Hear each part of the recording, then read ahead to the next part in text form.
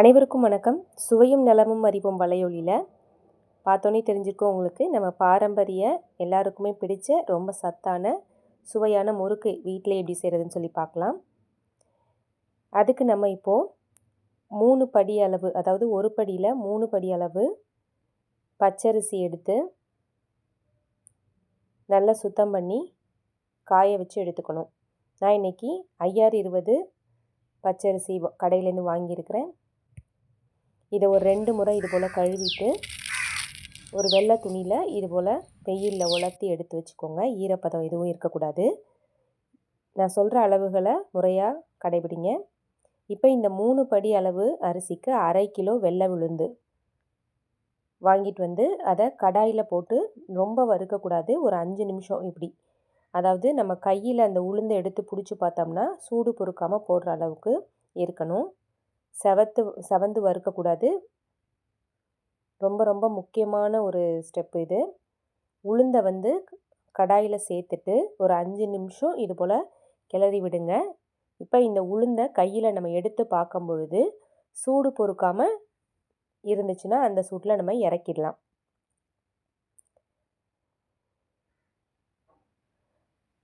அவ்வளோதான். இதை ஒரு தட்டுக்கு மாற்றி ஆற வச்சுக்கலாம்.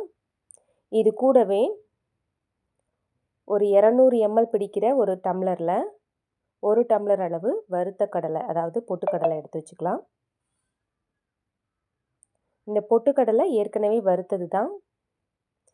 இதுவுமே கொஞ்சம் சூடாகிற அளவுக்கு நம்ம சட்டியில் போட்டு பிரட்டி எடுத்தால் போதும். கையில் தொட்டால் சூடாக இருக்கணும், அவ்வளோதான். அதே கிளாஸில் 1 கிளாஸ் அளவு நம்ம சாப்பாட்டு அரிசி, புழுங்கல் பொன்னி அரிசி தான் எடுத்துருக்கிறேன். சாப்பாட்டு அரிசி சேர்த்து நல்லா வறுத்துக்கலாம். இது நல்லா சட்டி சூடாக இருக்கும் பொழுது சேர்த்து கைவிடாமல் கிளறினீங்கன்னா நல்லா பொறுன்னு பொரி அரிசி வறுத்து வந்துடும். கடுக்குன்னு வறுத்துடக்கூடாது. அப்புறம் முறுக்கு ரொம்ப செவக்கும், கொஞ்சம் ஹார்டாகவும் ஆகிடும். அதனால் பொரி அரிசியை பதமாக வறுத்து எடுத்து வச்சுக்கலாம். 3 படி பச்சரிசிக்கு 1 கிளாஸ் அளவு பொட்டுக்கடலை, 1/2 கிலோ வெள்ளை உளுந்து, 1 கிளாஸ் அளவு பொரி அரிசி. இப்போ இது எல்லாத்தையும் சேர்த்து மிஷினில் கொடுத்து நல்லா நைஸாக அரைச்சி எடுத்துகிட்டு வந்துக்கலாம். மிக்சியில் புடைச்சா நீங்கள் நல்லா சளிச்சு வச்சுக்கணும். அதில் கட்டிகளோ இல்லை திப்பி திப்பியாக எதுவும் இருக்கக்கூடாது. இப்போ நம்ம முறுக்குக்கு காய வச்ச அரிசி நல்லா காஞ்சிருக்கு முறுமுறுன்னு. அது கூடவே இந்த பொருட்களெல்லாம் சேர்த்து மிஷினில் போய் அரைச்சி எடுத்துகிட்டு வந்துக்கலாம். இந்த முறுக்கு தீபாவளி பண்டிகை நாள்களில் மட்டும் இல்லை, குழந்தைங்களுக்கு நம்ம ஸ்நாக்ஸ் கடைகளில் வாங்கி கொடுக்கறதுக்கு பதிலாக இது போல் நம்ம அரைச்சி வச்சுக்கிட்டோம்னா இந்த மாவுலேயே நம்ம தேங்காய் பால் சேர்த்து தேங்காய் பால் முறுக்கு, நெய் முறுக்கு, அப்புறம் எள்ளு சேர்த்து ஒரு நாள் முறுக்கு செய்யலாம், ஓமம் சேர்த்து செய்யலாம். இது போல் விதவிதமாக நம்ம வீட்டிலே கொஞ்சம் கொஞ்சமாக முறுக்கு செஞ்சுக்கலாம். பாருங்கள் இவ்வளோ நைஸாக அரைச்சிருக்கு. இது ஆற வச்ச மாவு. இப்போ இந்த மாவு உங்களுக்கு எந்த அளவுக்கு முறுக்கு வேணுமோ அவ்வளோ எடுத்துக்கோங்க. இதில் அளவு ஒன்றும் இல்லை. உங்களுக்கு எவ்வளோ முறுக்கு வேணுமோ எடுத்துக்கோங்க. இப்போ நான் அரைச்சதில் பாதி அளவு மாவை தான் எடுத்து இப்போ நான் செய்ய போகிறேன். அதை ஒரு அகலமான பேசினில் சேர்த்துக்கோங்க. இப்போ நம்ம சொன்ன அளவுகளில் மாவு அரைச்சிட்டு வந்து அதில் பாதி அளவு மாவுக்கு நம்ம செஞ்சோம்னாலே ஒரு 60 முறுக்கு அளவுக்கு வரும். அப்போ டோட்டலாக நமக்கு 120 130 முறுக்கு அளவுக்கு வரும், நம்ம போடுற சைஸை பொறுத்து. மாவு அரைச்சிட்டு வந்த உடனே ஒரு தடவை சலிச்சு வச்சுக்கோங்க. பாருங்கள் முறுக்கு எவ்வளோ மொறுன்னு இருக்குன்னு சொல்லிட்டு. இப்போ இந்த மாவுக்கு தேவையான அளவு பெருங்காயம் ஒரு 1/2 டீஸ்பூன் சேர்த்துக்கலாம். அதுக்கப்புறமா சீரகம் ஒரு 1 டீஸ்பூன் நல்லா கையில் இப்படி கசக்கிட்டு சேர்த்துக்கலாம். நீங்கள் சீரகம் இருந்தால் சீரகம் சேர்த்துக்கலாம், எள்ளு சேர்த்துக்கலாம், இல்லை ஓமம் சேர்த்துக்கலாம், எது வேணால் சேர்த்துக்கலாம். இல்லை ஒரு 2 பொருள் கூட சேர்த்துக்கலாம். சீரகமும் எள்ளும் சேர்த்துக்கலாம், இல்லை ஓமமும் எள்ளும் சேர்த்துக்கலாம். உங்களுடைய விருப்பம். ஒவ்வொரு தடவை மாற்றி மாற்றி சேர்க்கும் பொழுது உங்களுக்கு முறுக்கோட டேஸ்ட்டும் கொஞ்சம் மாறி வரும். குழந்தைங்களும் விரும்பி சாப்பிடுவாங்க.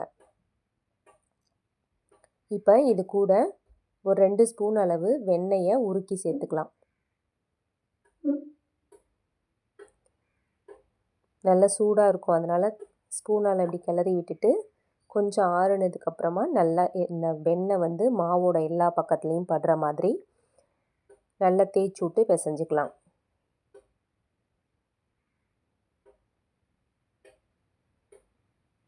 தண்ணி ஊற்றி கலக்கிறதுக்கு முன்னாடி இந்த வெண்ணெய் வந்து முறுக்கு மாவோட எல்லா பக்கத்துலேயும் கலக்கிற மாதிரி நல்லா பிசைஞ்சு எடுத்துக்கலாம்.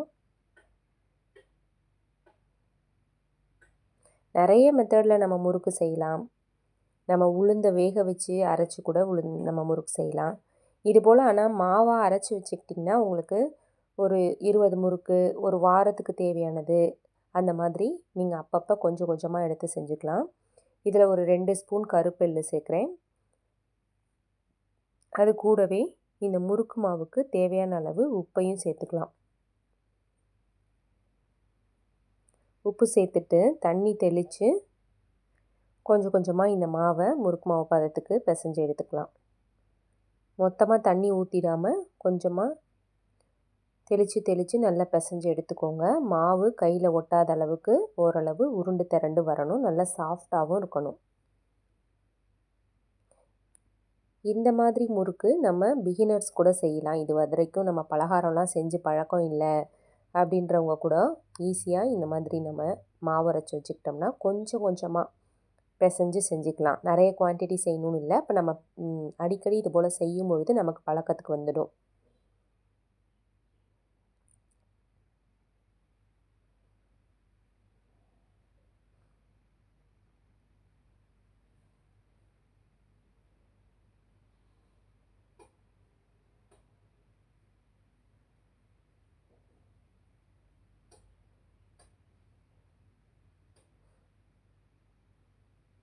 அவ்வளோதான், நல்லா பிசைஞ்சு எடுத்தாச்சு.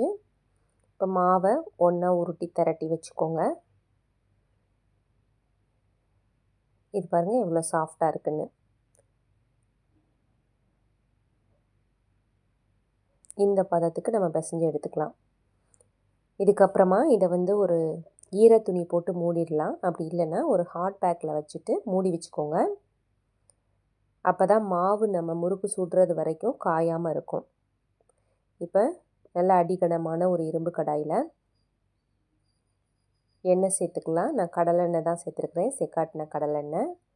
அதற்கப்புறம் நம்ம முறுக்கு பிழிஞ்சு போடுறதுக்கு இது போல் சின்ன தட்டு இருக்கும் நம்ம வீடுகளில், மூடி தட்டு. அதோட பின் பக்கத்தில் இப்படி எண்ணெய் தடவி வச்சுக்கோங்க. அப்புறம் முறுக்கு விளக்குலையும் உள்ளே நல்லா எண்ணெய் தடவி வச்சுக்கோங்க. அப்போ தான் மாவு ஒட்டாமல் வரும். அதோட அடியிலையும் ஓரங்கள்லேயும் எண்ணெய் தடவிக்கோங்க. இந்த அமுக்குற கட்டையிலையும் சுற்றி எண்ணெய் தடவிக்கோங்க. அதுக்கப்புறம் மாவை இப்படி உருட்டி இப்படி நீளமாக அந்த முறுக்கு உரலில் வைக்கிற அளவுக்கு எடுத்துட்டு கேப் விடாமல் நல்லா அமுக்கி விட்டுக்கோங்க. இப்போ இந்த அளவு மேலே கொஞ்சம் இடம் விட்டுருந்தா தான் இந்த பிஸ்டல் வச்சு நம்ம புளியறதுக்கு ஈஸியாக இருக்கும். இப்போ அழகாக நம்ம பிழிஞ்சிக்கலாம். உங்களுக்கு எந்த சைஸில் வேணுமோ, பெருசாக வேணும்னாலும் பெருசாக புழிஞ்சிக்கலாம், இல்லை சின்னதாக வேணும்னாலும் புழிஞ்சிக்கலாம், இல்லை ஒத்த கண் இருக்கிற அந்த அச்சில் கூட வச்சு புழிஞ்சிக்கலாம். நான் இன்றைக்கி 3 கண் அச்சில் புழிஞ்சிக்கிறேன். ரொம்ப அடுக்கடுக்கான லேயர் போடாமல் அதிகபட்சம் 2லிருந்து 3 லேயர் மட்டும் போட்டுக்கோங்க. இப்போ எண்ணெய் சூடாகிறதுக்குள்ளே நம்ம ஒரு 4 நாளாக புழிஞ்சு இது போல் போட்டு எடுத்துக்கலாம். இதுக்கு நம்ம அடுத்தவங்க உதவி எதுவும் இல்லாமல் நம்ம மட்டுமே வீட்டில் ஒரு ஆளே செஞ்சிடலாம். மாவு மட்டும் நீங்கள் அரைச்சி வச்சுக்கிட்டிங்கன்னா விதவிதமாக நம்ம செய்யலாம். நெய் முறுக்குக்கு நெய்யும் எண்ணெயும் பாதி அளவு சேர்த்து நீங்கள் இந்த மாதிரி முறுக்கு புழிஞ்சு எடுக்கலாம். அதே மாதிரி தேங்காய் பால் சேர்த்து பிசைஞ்சிங்கன்னா, தண்ணிக்கு பதிலாக தேங்காய் பால் சேர்த்து பிசைஞ்சிங்கன்னா நல்ல வாசமாக தேங்காய் பால் முறுக்கு கூட செஞ்சுக்கலாம்.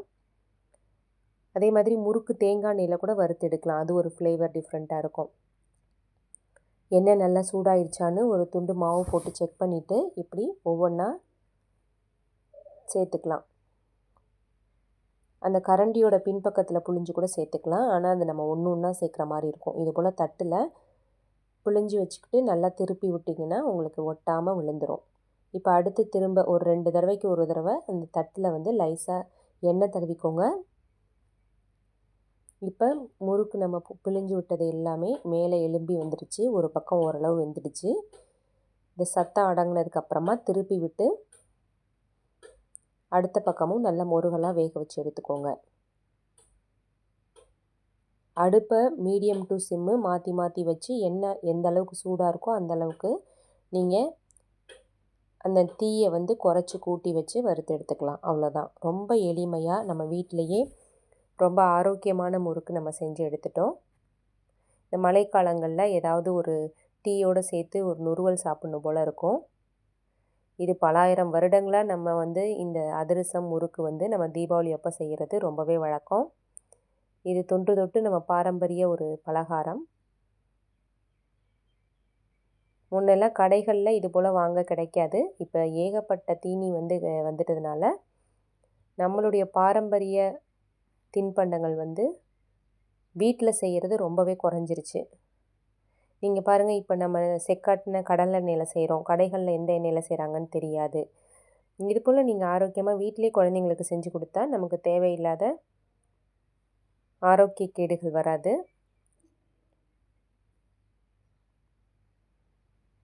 இந்த காணொளி உங்களுக்கு ரொம்பவே பயனுள்ளதாக இருக்கும்னு நம்புகிறேன். இந்த காணொளி பிடிச்சிருந்தா உங்கள் ஃப்ரெண்ட்ஸ் அண்ட் ஃபேமிலிக்கு ஷேர் பண்ணுங்கள். சுவையும் நலமும் அறிவோம் வலையொலியை மறக்காமல் சப்ஸ்கிரைப் பண்ணுங்கள்.